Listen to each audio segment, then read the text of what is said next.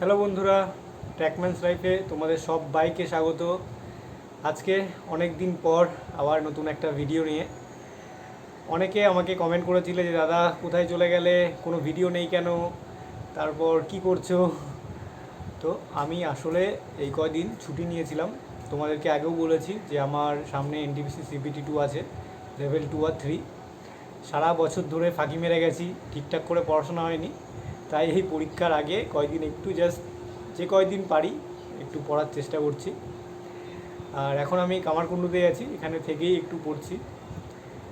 যাই হোক, এই কয়দিন বাড়িতে ঘুরে আসলাম, জামাই ষষ্ঠী ছিল, আমাদের ওখানে মেলা ছিল, অনেক মজা করেছি। আর বাড়িতে একটু জাস্ট প্রাইভেট টাইম স্পেন্ড করার জন্যই কোনো ফোনে টোনে সেরকম হাত দিইনি, কোনো ব্লগ করিনি, কোনো এডিটের ঝামেলা রাখিনি। যাই হোক, এখন সামনে এনটিপিসি পরীক্ষা থেকে পুরোপুরি ওতেই নিজেকে কনসেন্ট্রেট করেছি। জানি না কতটা কি ভালো হবে না হবে, তবে ঠিকঠাক করে মনে থাকছে না, অনেক শর্ট টাইমে পড়া। আর আমি পড়তে পড়তে কিছু ইম্পর্ট্যান্ট টপিক নোট করেছি, যেটা রেলের এনটিপিসি সিবিটি 1 সিবিটি 2 যে আগে পরীক্ষাগুলো হয়েছে সেগুলো তো এসছে। ইভেন এগুলো রেলের গ্রুপ ডির জন্য ইম্পর্ট্যান্ট হতে পারে, কারণ এর আগে টেকনিশিয়ানের একবার পরীক্ষা হয়েছিল রেলের। সেই টেকনিশিয়ানের সিবিটি 1-এর কোশ্চেন প্যাটার্ন আর রেলের গ্রুপ ডি তারপরে হয়েছিল, কোশ্চেনের প্যাটার্ন অলমোস্ট একই রকম ছিল। রেল যতই লেভেল অন্যরকম থাকুক, মোটামুটি একই প্যাটার্নের কোশ্চেন দেয়। তো তোমাদের সঙ্গে কিছু সাবজেক্টের মানে ইম্পর্টেন্ট টপিক আমি শেয়ার করব। এগুলো আমি বিভিন্ন সাইট থেকে, তারপর ইউটিউব থেকে, তারপর টেক্সট বুক থেকে বিভিন্ন কোশ্চেন দেখে এনটিপিসি তারপরে মোটামুটি নোট করেছি। তো আশা করি তোমার জন্য একটু হেল্পফুল হবে। প্রথমে আমি হিস্ট্রি, জিওগ্রাফি, তারপর ইকোনমি, পলিটি এগুলো নিয়ে বলবো, তারপরে আস্তে আস্তে কারেন্ট অ্যাফেয়ার্সেরও ইম্পর্টেন্ট টপিক নিয়ে কিছু আলোচনা করব। প্রথমে হিস্ট্রির বলি। হিস্ট্রির মোস্ট ইম্পর্টেন্ট টপিকগুলোর মধ্যে যেটা এবার এই এনটিপিসি সিবিটি 1 সিবিটি 2 এর আগের পরীক্ষাগুলোতে এসেছিলো, যেটা হলো যে অ্যানশিয়েন্ট টেম্পলগুলো আছে, সেই অ্যানশিয়েন্ট টেম্পলগুলো কোন সেঞ্চুরিতে বানানো হয়েছিল আর কোন রাজার দ্বারা বানানো হয়েছিল বা কোন রাজবংশের দ্বারা বানানো হয়েছিল। এই অ্যানশিয়েন্ট টেম্পলগুলির মধ্যে মেইনলি ইম্পর্টেন্ট যেগুলো ইউনেস্কো ওয়ার্ল্ড হেরিটেজ সাইটে আছে বা যেগুলো মোটামুটি নিউজে আছে সেগুলো।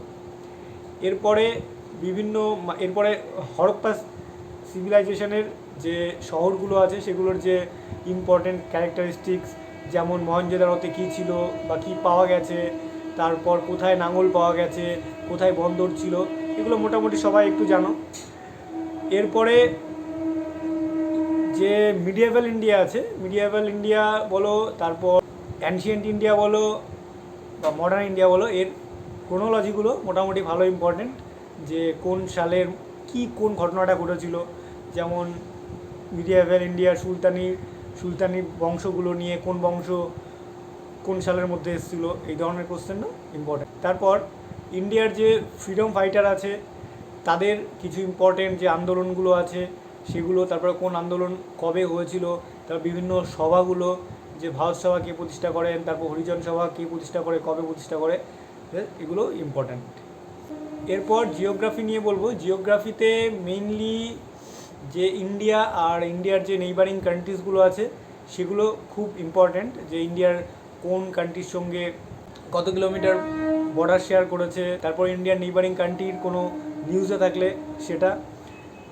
তারপর ইন্ডিয়ার বিভিন্ন মেজর সিপোর্ট যেগুলো আছে সেগুলো, আর ইন্ডিয়া না ওয়ার্ল্ডেরও মেজর কিছু সিপোর্ট যেগুলো নিয়ে কন্ট্রোভার্সি চলছে সেগুলো একবার দেখে যাও। সিম্পল গুগল করো যে ওয়ার্ল্ডের মেজর সিপোর্টস বা ইন্ডিয়ার মেজর সিপোর্টস ইন নিউজ, দেখবে অনেক লিঙ্ক পেয়ে যাবে। তাছাড়াও যে বিভিন্ন ইন্টারন্যাশনাল অর্গানাইজেশন আছে, যেমন ব্রিক্স, আইএমএফ, তারপরে সার্ক, তারপরে ইউএনের যে বডিগুলো আছে যেমন WHO, WTO, তারপরে UNDP, এগুলোর হেডকোয়ার্টার বা এগুলোর কবে কোন সালে প্রতিষ্ঠা হয়েছিল সেটাও এই এক্সামের জন্য মোটামুটি ইম্পর্ট্যান্ট হতে পারে। আর ইকোনমিতে এবার বলবো। ইকোনমির ইম্পর্টেন্ট টপিকগুলোর মধ্যে যেমন জিডিপি আছে, জিএনপি আছে, এগুলোর যে সিম্পল সূত্রটা বা এগুলো জাস্ট বুঝে যেও যে জিডিপি কী হয়, জিএনপি কী হয়, বেসিক কোশ্চেন থাকবে, আই থিঙ্ক অ্যান্সার করতে পারবে। এছাড়াও ইনফ্লেশনটা মোস্ট ইম্পর্টেন্ট আজকাল গভর্নমেন্ট এক্সামের জন্য, যে ইনফ্লেশন নিয়ে যদি কারেন্ট কোনো নিউজ থাকে যে ইনফ্লেশন কত কারেন্ট, তারপর ইনফ্লেশনের ফলে কি হয়, কোন সেক্টর লাভ হয়, মানে ইনফ্লেশনে এক্সপোর্ট লাভ হয় না ইম্পোর্ট লাভ হয়, বা ইনফ্লেশনে যারা লোন নেয় তাদের জন্য লাভ না বা যারা লোন দেয় তাদের জন্য লাভ। এই ধরনের কিছু কোশ্চেন তোমরা দেখে যেও বা এই টাইপগুলো তোমরা মোটামুটি পড়ে যেও।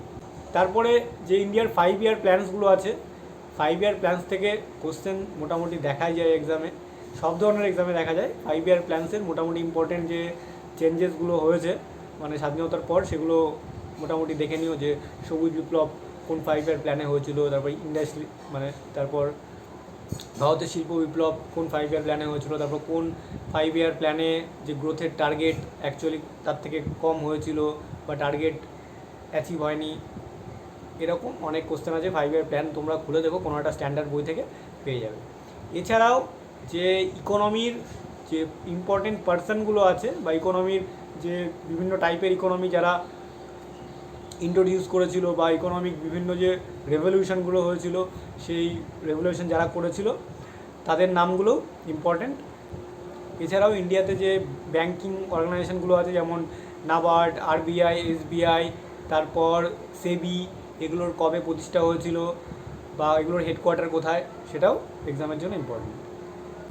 এবার পলিটি থেকে বলবো, পলিটি থেকে মোটামুটি ইম্পর্টেন্ট বলতে সব জায়গা থেকে কোশ্চেন দিচ্ছে, তোমরা তবুও ফান্ডামেন্টাল রাইটস খুব ভালো করে পড়েছো, আর ফান্ডামেন্টাল ডিউটির কিছু ইম্পর্টেন্ট আর্টিকেল যেমন অর্গানাইজেশন অফ ভিলেজ পঞ্চায়েত, তারপর এডুকেশন রিলেটেড যে আর্টিকেলগুলো আছে যেমন 45, তারপর সুপ্রিম কোর্ট, লোকসভা, রাজ্যসভা, এগুলোর বেসিক কিছু, এগুলোর শুধু আর্টিকেল না, আর্টিকেল ছাড়াও এগুলোর যে কার্যপদ্ধতি সেগুলো নিয়েও একটু পড়ে যেও। যেমন লোকসভার মানে মেম্বার হতে গেলে কত এজ লাগে, তারপর রাজ্যসভার কত এজ লাগে, তারপর লোকসভা রাজ্যসভার যে কমিটিগুলো আছে, কমিটিতে কোন লোকসভার কত মেম্বার থাকে, রাজ্যসভার কত মেম্বার থাকে সেগুলো, তারপর ক্যাগ রিলেটেড আর্টিকেল, তারপর governor related article, president related important article.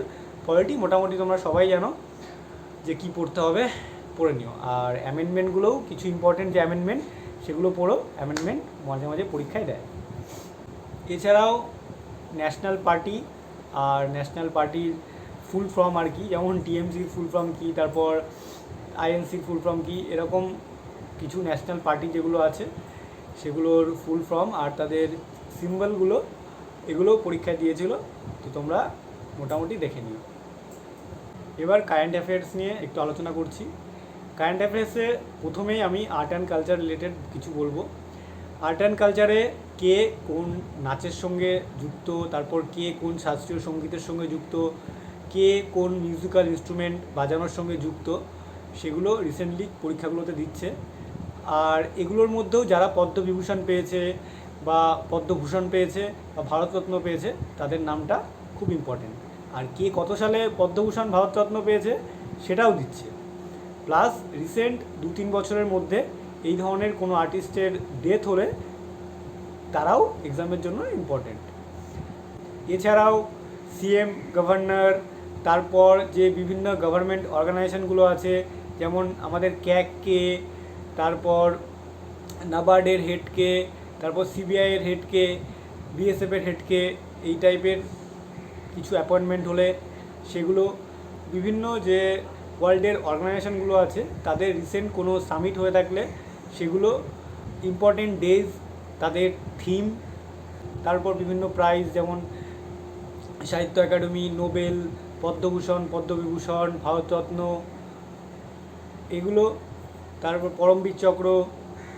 এরপর স্পোর্টস রিলেটেড কিছু কারেন্ট অ্যাফেয়ার যেগুলো মোটামুটি পরীক্ষায় দেয়, সেগুলোর মধ্যে হলো কোন খেলা সামনে কোথায় আছে, মানে ক্রিকেট ওয়ার্ল্ড কাপ নেক্সট কোথায় হবে, তারপর নেক্সট চ্যাম্পিয়ন্স ট্রফি কোথায় হবে, ফুটবল ওয়ার্ল্ড কাপ কোথায় হবে, হকি ওয়ার্ল্ড কাপ কোথায় হবে, তারপর রিসেন্ট যে ইন্টারন্যাশনাল ম্যাচগুলো হয়েছে তাদের উইনার্স, তারপরে অলিম্পিক হয়েছে, প্যারা অলিম্পিক হয়েছে, অলিম্পিকের থেকেও প্যারা অলিম্পিক মোস্ট ইম্পর্ট্যান্ট, তাদের যে উইনার কে কোন মেডেল পেয়েছে, কে কোন ক্যাটাগরিতে মেডেল পেয়েছে, তারপর তাদের মধ্যেও যারা অর্জুন পুরস্কার পেয়েছে তাদের নামটা ইম্পর্টেন্ট। তারপর যে টেনিস গ্র্যান্ড স্ল্যামগুলো হয় সেগুলোর উইনার খুব ইম্পর্টেন্ট। এবার লাস্ট যে 3 দিন আগে ফ্রেঞ্চ ওপেন হলো, রাফায়েল নাদাল জিতেছে, আর শুধু ছেলে না, মেয়েদেরটাও ইম্পর্টেন্ট হয় এক্সামের জন্য। তো যাই হোক, এগুলো মোটামুটি জাস্ট আমার পড়া, আমি এখন শর্ট টাইমে যেটুকু চাইছি পড়ছি। তোমরা যারা অনেক দিন থেকে প্রিপারেশান নিচ্ছ তারা আমার থেকে অনেক ভালো জানবে কি পড়তে হবে না পড়তে হবে। এগুলো জাস্ট আমার পড়াশোনার কিছু টপিক আমি তোমাদের সঙ্গে শেয়ার করলাম। এছাড়াও পরীক্ষার জন্য আরও অনেক ইম্পর্টেন্ট টপিক হয়। তো তোমরা যারা ভালো করে পড়াশোনা করছো তারা কী কী টপিক আমি মিস করেছি এর ভেতরে, বা আর কী কী ইম্পর্টেন্ট হতে পারে আমাকে নিশ্চয়ই কমেন্ট করে জানিও, তাহলে সেটা আমার জন্য হেল্পফুল হবে। তো যাই হোক, যাদের এনটিপিসি আছে তাদের সবাইকে বেস্ট অফ লাক। খুব ভালো করে পরীক্ষা দাও আর খুব মাথা ঠান্ডা করে পরীক্ষা দাও। আর যারা গ্রুপ ডি সামনে আছে, যাদের এনটিপিসি নেই অথচ সামনে গ্রুপ ডি আছে, তারাও এই টপিকগুলো মোটামুটি চেষ্টা করো পড়ার। আর নিজেরা যেভাবে পড়ছো একটু পড়াটার আরও স্পিড বাড়িও, দেখো তোমরাও সাকসেস অ্যাচিভ করবে। তো চলো, এই ভিডিওটা এইটুকুই ছিল। আমার পরীক্ষা আসুক, পরীক্ষাটা হোক, তারপরে তোমাদের জন্য আবার রেগুলার চেষ্টা করব আমার ব্লগটাকে কন্টিনিউ করার। Bye, take care.